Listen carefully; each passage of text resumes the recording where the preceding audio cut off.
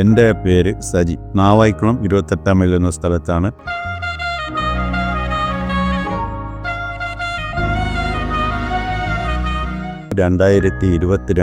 ഇത് solar plant വെക്കുന്നത്. അപ്പോൾ എനിക്ക് ഇതിനു മുമ്പ് കറണ്ട് ചാർജ് എല്ലാം വന്നിരുന്നത് ഒരു 4000-4500 റേറ്റോളം വരുമായിരുന്നു. ഇപ്പം ഏകദേശം ഒരു 500-100 ഇങ്ങനെയൊക്കെ ഉള്ള വരുന്നുണ്ട്. പിന്നെ ഇലക്ട്രിസിറ്റിയിൽ നിന്ന് പൈസയും കിട്ടുന്നുണ്ട്. അപ്പോൾ ഇത് ഞാൻ 5 കിലോ വാട്ട് ഇതാണ് വെച്ചിരിക്കുന്നത്. എനിക്കിതുകൊണ്ട് നല്ല ഉപയോഗം മാത്രമേ ഉള്ളൂ.